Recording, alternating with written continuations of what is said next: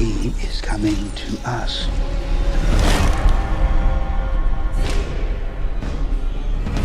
He's coming. Who is coming to you, my child?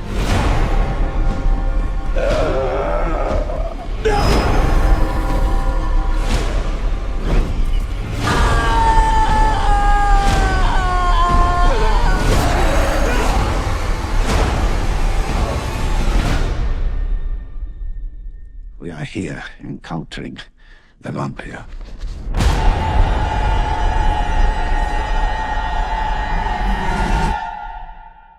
Nosferatu. Hello and welcome to Mix Awards Season Annual Video Series.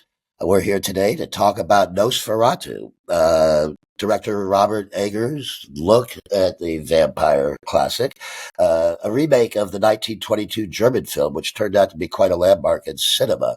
So we're going back to the source here. With us today, we have Damian Volpe, supervising sound editor, re-recording mixer, Steve Little, co-supervising sound editor, Robin Carolan, our composer, and Michael Fentum, sound designer. Gentlemen, thank you for joining us today. Thanks for having us. Yeah, we've seen a lot of vampires in popular culture over the last few years and such, but this is a return to the classic. We're going back to Transylvania. We're shooting on location. We're in the Czech Republic, in Romania. He's obviously going back to a period in time. Damian, let's start with you. When you first look at this film, do you think 19th century stone and wood? Where do you start, and what were your thoughts? I mean, it was a gut check, I think, for all of us trying to remake Nosferatu. It's a film that obviously is very dear to many people, to myself included. Like, certainly had a poster of Bauhaus's, with Nosferatu on it, like on my wall as a kid. And I know Rob put on a theatrical production of Nosferatu in high school, and so it was nerve-wracking, honestly. And I think that the goal was just to do it justice and to bring something new at the same time, so that we're not, saying we're just making a straight remake. It's Rob Eggers, so he was going to bring as full bore originality to it. So from a sonic perspective, I didn't worry too much about recreating, obviously, the original silent, and in the 70s with Herzog, they did some wonderful things and embraced all the technology that they had at their disposal. And so we took the same approach. Having said that, I think the period wasn't so much a worry as trying to maintain a sense, some of that dreamlike quality, some of the mystery that the original was so amazing. That's what made that so beautiful to watch, and still have it be, an exciting modern film. So I think that's something that we worked towards, to try and get a lot of dynamics to evoke that period without, recreating it. Are you allowed electronic sound? I mean, is this an entirely organic track, or how do you start there? Yeah, I mean, I think anything was allowed, but we shied away from Rob in general, whether it's in any of his films, really appreciates and prefers something organic. Mm-hmm. So to the point where most of the winds that we used, especially in Orlok's realm, are not even things that we recorded, but were sounds that originated from Bill Skarsgård's ADR sessions. So we had him do a series of long breaths and kind of use those. Michael Fentum, who you'll hear from, an amazing sound designer that I worked with in London, was instrumental in kind of creating these backgrounds that kind of originated from the actors. And that was an idea that we rolled with, trying to glue the soundtrack together. In this, like through. And so between Bill's vocalizations and then Lily Rose Depp, especially their breathing, that was kind of an idea that I thought would help, whether it was too subtle perhaps for the audience to get, but that I like to start every job with some kind of central idea. And that's the one on this one that I kind of focused on, was to say, like, how can we strengthen the relationship between these two characters, and the way I thought was, through their breathing, through their physicality, through that thing. So. Very good, Steve. If you could add to that, because in a sense, when your name came to me, it was listed as supervising sound editor dialogue. You must have paid a lot of attention and getting those breaths. I imagine the in betweens of the words was important. Could you talk to me a bit about the vocal track? I mean, absolutely. The breaths, like on any sort of film like this, the breaths are incredibly important. You've got long stretches, like minutes and minutes, where nobody says anything, so you have to convey the emotion that needs to push the story along, just with breathing. The track itself, production audio, Jakob did a great job. Tricky circumstances with the costume and some of the on-set noise, but he did a fantastic job. Mixer David Giammarco, lead mixer, also did a great job taking those tracks on. Treatment wise, mainly was with Orlok. Orlok's voice, the actor Skarsgård did months of work with an operatic singer to lower his voice an octave. And he was warned that he was at risk of permanently damaging his vocal cords because he dropped his voice for 8 hours a day on set, or however long it was going to be, for months on end. And the vocal coach said, this could be it. And he was like, no, I'm going for it. I'm doing it. And he did it. And it was incredible. So 90% of what you hear of Orlok's voice is his work. It's him doing it. Wow. We did add an amount of treatment. It was obviously some EQ, a sort of kind of destructive thing, simple monsters, quite a simple kind of analogy destructive plugin, and something called low air to just add this real sense of weight, because Robert didn't just want it boomy. He wanted it big and grand, but not just boomy. So we spent an awful lot of time crafting that voice. It's more about his delivery of the voice rather than placing it in a chamber or something. Yeah. I mean, of course, we sort of worldized it wherever he was. Obviously, a lot of reverb for the halls and the castle and wherever he was. But the actual voice, the tone, that's all Bill, and people just won't believe like his voice. It is absolutely phenomenal. Wow. You should mention that we recorded. We did have our sound mixer record him on a second recorder at 192K with a hypersonic microphone. And our original thought was to layer that, to pitch it down and lay it under his voice to give him some supernatural quality, right? But in the end, we didn't really need to, because Bill's performance was so amazing. We did use that in kind of a reverberant way, right, Stephen? Yes, we used it. We used it at times because obviously with the setups, you couldn't get that mic close on every line. So, but certainly when we were close to him and he could get the 192 mic in there, I could use it then to just add this wallop underneath. Yes, we had a whole second rig recording at 192 because he was just a fantastic recordist. Great guy. And I mean, the rest of the work, a lot of it was just the traditional sort of work of the Dialog team. Accent-wise, you've got all these Americans speaking either Swiss or British or wherever. So there was a lot of syllable swaps just to tweak accents to make sure they were nailed. Lily was unbelievable. Like, her accent was incredible. I think people will be amazed by that. So we didn't do much with hers at all. That was all really spot on. And Robert's a words guy. I mean, he wrote the script, the director here. I mean, his words are, it's like quasi-Shakespearean. It's florid, it's dense, it's very rich.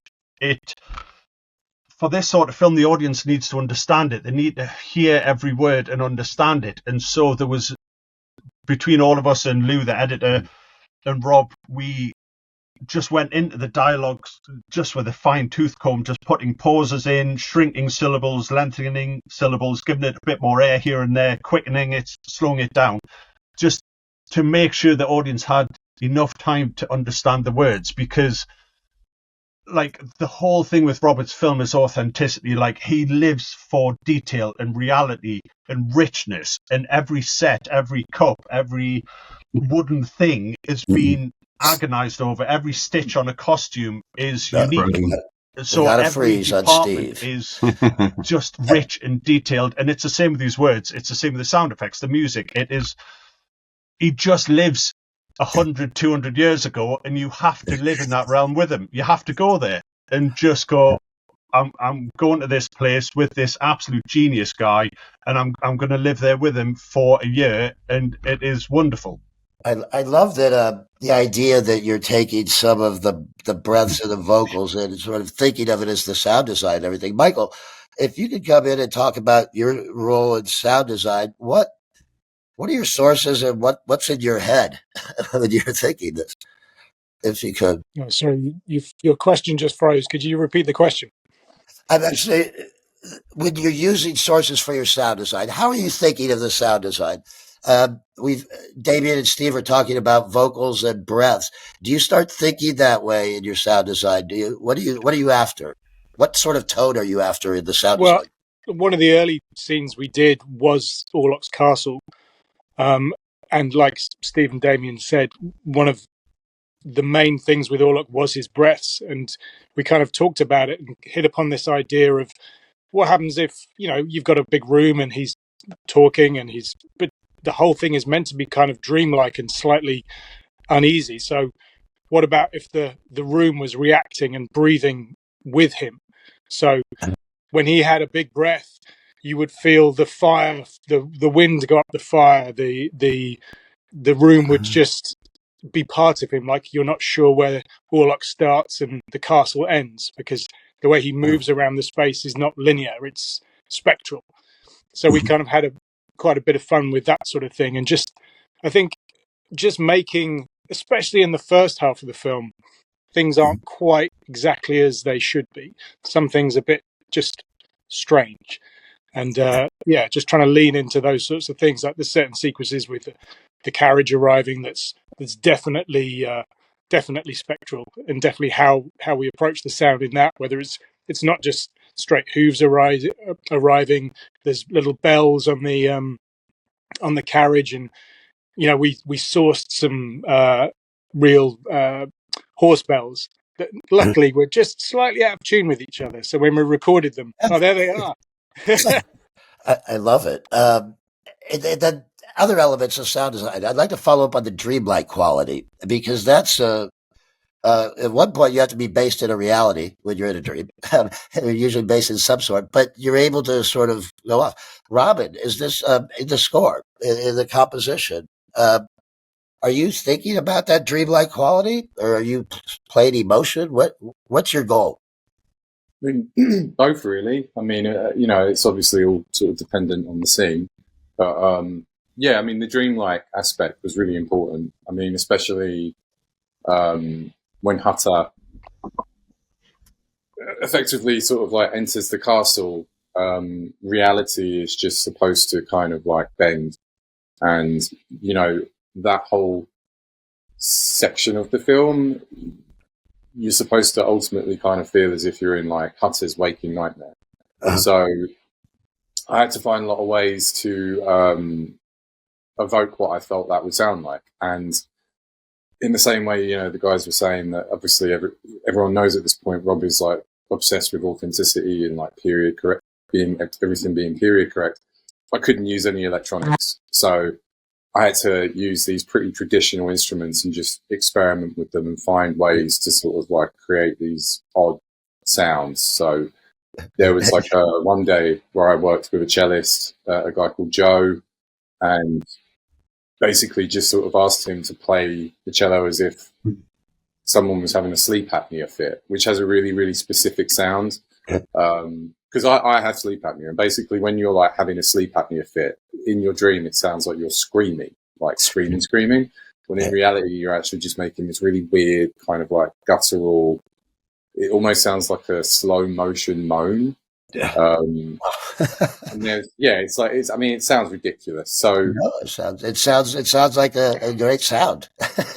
yeah. So I got a cellist to kind of try and recreate that, and there was like a broken fiddle. I got sent a broken fiddle, which came in handy because basically I wanted to create this. I called them the breathing strings. So again, kind of going back to the dreamlike aspects of the score and the sound design.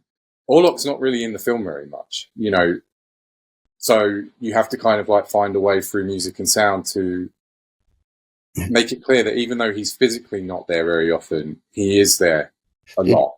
So he's kind of like this presence, and, you know, yeah, you have to find ways to kind of signal that. So the breathing strings, which was sort of played on this broken fiddle, it was supposed to sort of sound like breathing, like the room is just full of this like horrible kind of like decayed sort of like, you know, like a decaying corpse trying to breathe. And then there was like other times where there's like a spiral motif in the score, and anytime you hear the spiral motif, which I kind of had the string players play, it signals that Orlok is present. Even if you can't see him, he's kind of entered the room.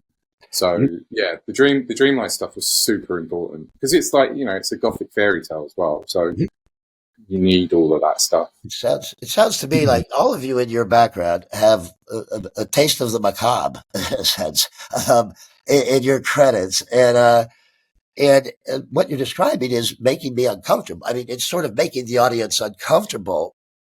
Would you agree? I mean, is there tension? What's the goal here? Is that, Steve? Was always like Rob's very early note was he just wanted the whole thing to be very tense. Yeah. And there's very little time when that lets up. So as Robin said, we've always got the sort of spectre of Orlok hanging over everything, because like he's omnipresent.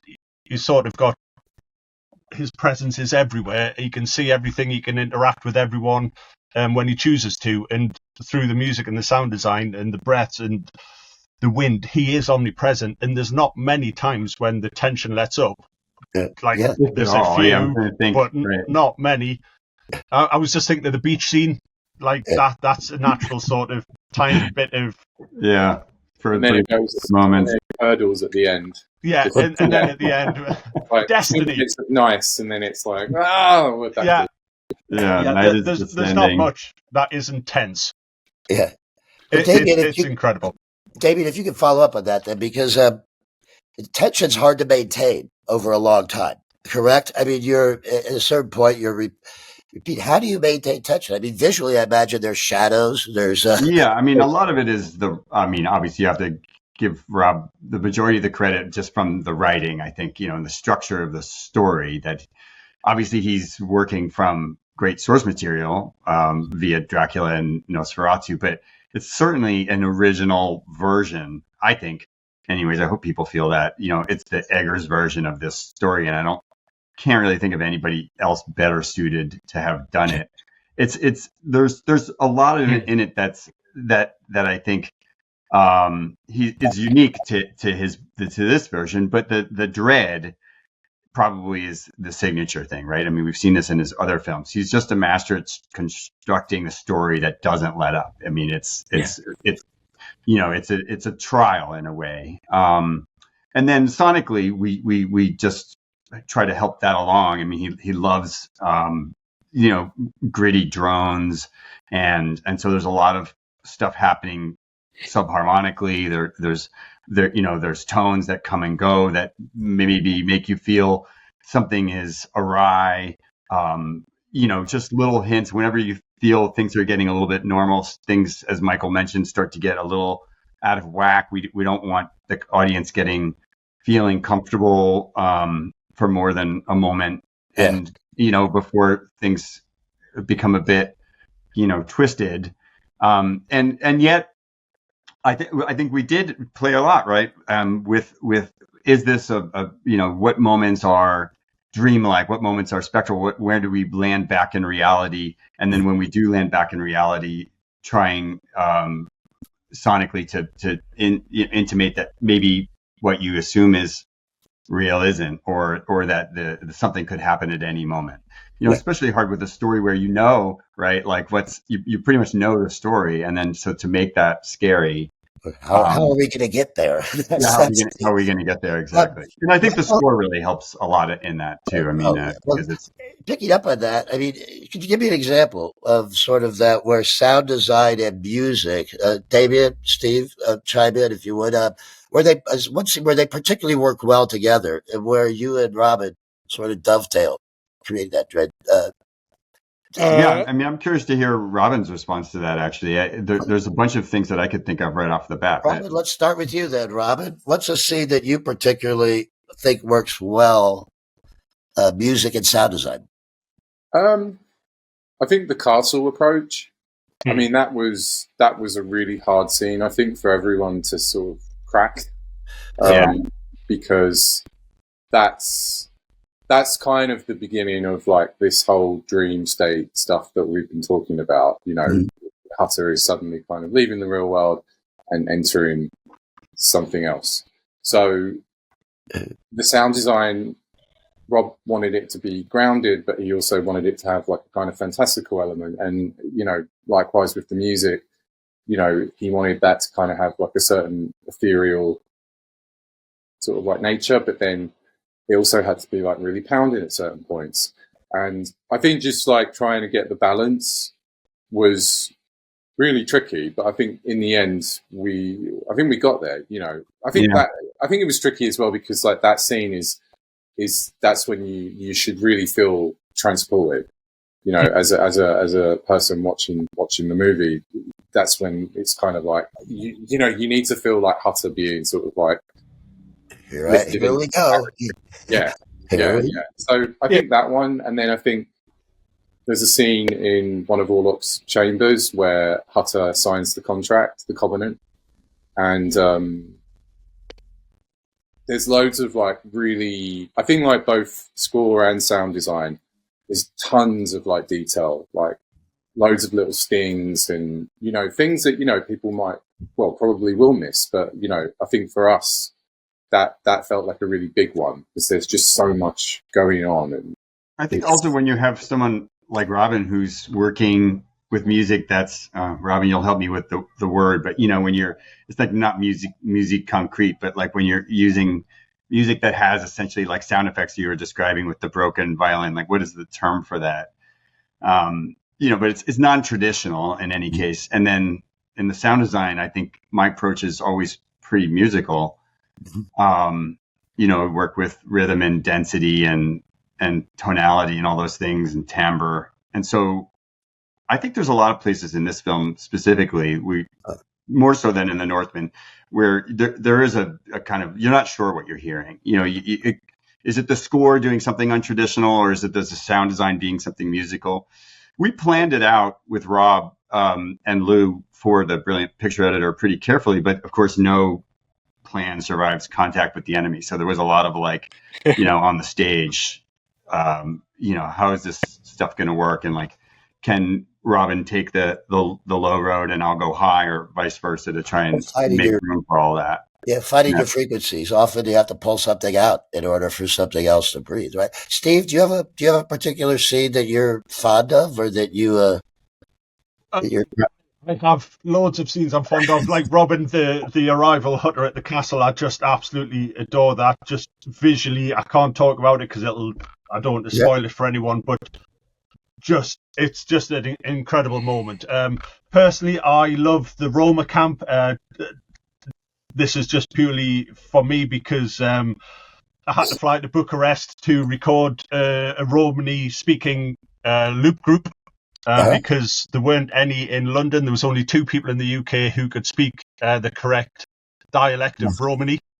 To Roma. So we tracked down a sort of acting group in Bucharest and spent months sort of liaising with them and writing it and getting it checked by academic advisors, a couple of sort of doctors and professors and whatever, to make sure they were saying the right thing, and then went over to record them. And I loved the energy that they gave. The performance, I think, is great. So I love that sequence. But sort of sound design and music working together. I do love Hutter's arrival. I just think that's like goosebumpy.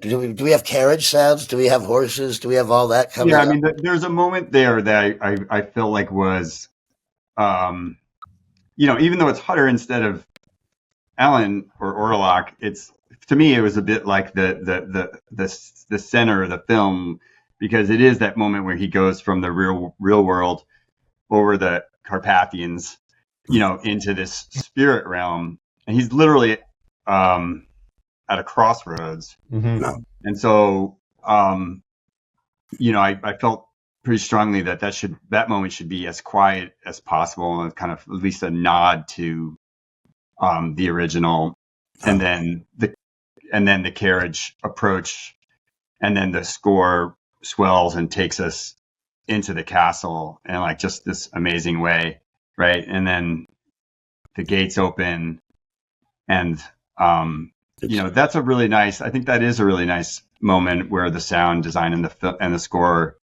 kind of meld as you enter that castle. Yeah. It's not quite. It's not. Go ahead. Yeah, I was just going to say, and it ends with the metal feet of Orlok going up the stairs. These metal feet. It was this enormous sort of labour of love, I think, for Damian and the Foley team. And you see this metal flash for about 14 frames of the film, and nowhere else do you see these shoes. Yeah, Rob was really like our first discussions were about these shoes that the Romanian noblemen would have worn, which are like leather slippers shod with armor. And our idea was, we would I thought, oh, this is great. It's going to be like the Castle of Otranto. You could hear the monster before you see him in a way, like you would feel his because this vampire is not. I mean, he's hulking Frankensteinian in size. He's not a life. He's not the romantic Dracula, and he's not the kind of rat-like Nosferatu. Yes, I shouldn't say too much, but anyways, Rob had spoken about these shoes at length, and in the end, you really only see a glimpse of them. But it didn't keep us from trying several dozen attempts at that, right, Michael, of making something that Rob would like. I think in the end, it was like a ship's anvil that my amazing Foley artist Heikki Koski used, and like grinding it into grit and with like some leather on it and then retreating it. Those specifics, and those details are essential if you're going to go into a dreamlike state later, right? I mean, those sort of that grounding in reality is important, whether it's a footstep or what, in order to lodge. But even though it's weird as hell, it's still got to be real. Yeah. Like, even though it's this like bonkers metal shoe that's used an anchor for, it's still got to be real and believable. And not too ringy. Not too ringy. David, at the final mix, if we could close this out, because we're coming up with the last question. The final mix, are you bringing in layers in sort of weaving, or are you assembling all and taking out? What did you find the final experience like when you've got Robin's music? It's a great question. I mean, I think we, as we all do these days, we pre-mix so extensively leading up to the final mix. But with all of that pre-mixing and planning, there's something performative about the mix that you just can't plan for. That's like there's all these smart filmmakers, in a room, kind of duking it out, expressing their opinions, and you're putting it together, and the faders are flying, and it I love it. I live for it. And with Rob, it's the best because he's so open to everybody's input, and then he knows what he wants and decides, and it's just like the perfect combination of like openness and decisiveness. So the mix was heated at times, but always creative. Like the creative energies were just blasting away. And we brought a lot to it with a small crew and sorted it out on the stage. It was cool. Yeah. Oh, I love it. Gentlemen, I want to thank you. We've run out of time, but Nosferatu it would be a sound designer's playpen, I would think. It's such a great story. And it's funny, I'll be doing we have Alien Romulus also in this event, and I would say the alien owes a lot to Nosferatu at a certain point in terms of great movie villains. Thank you, one and all. Thank you to Focus Features. Thank you to our audience. And please remember, on Monday, December 9th, get out there and vote.